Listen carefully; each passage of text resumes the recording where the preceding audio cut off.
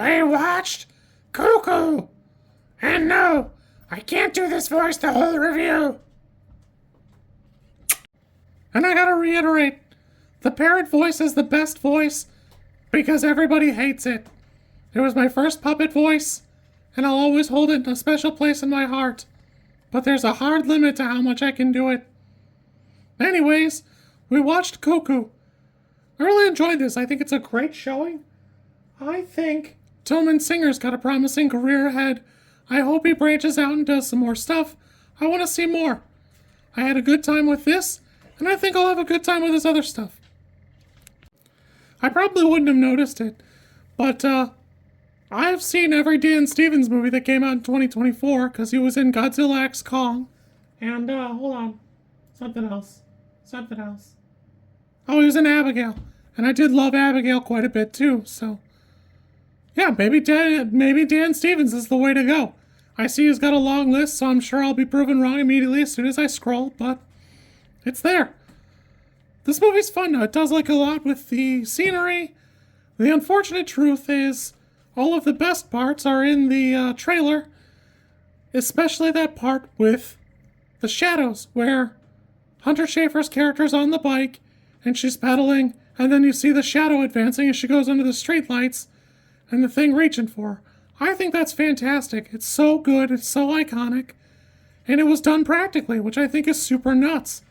The unfortunate truth is it just needed a little bit more stuff like that, more time to cook. But, man, this is pretty fun.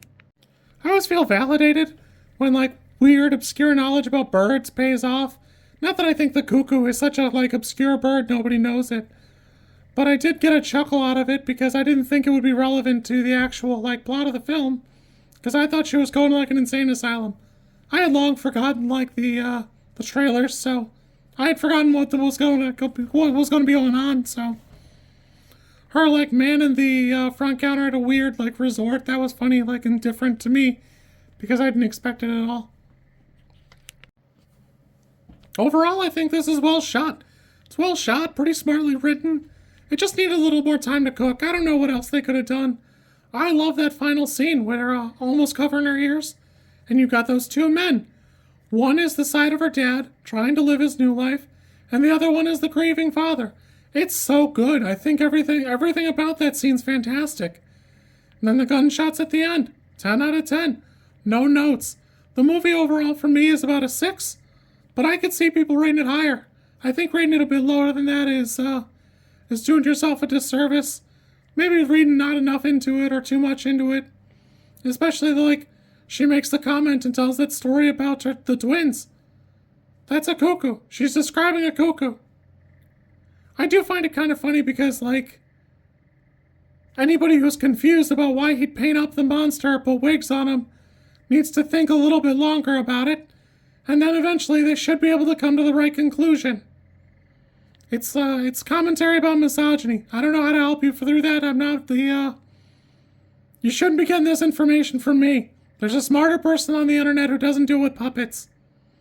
Cuckoo was fun. I had a great time. And, it was we're on the upswing from what were a couple of bad movies, or like kind of mid, I guess I should say. I should be nicer.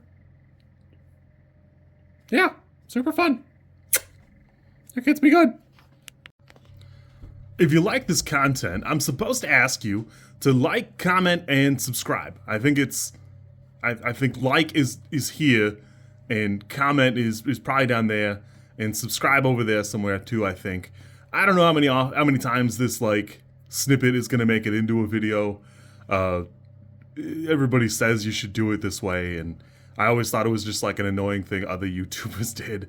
And as you know, I am bad at editing, so if you like it, great, I'm happy for you. If you don't like it, I'm sorry.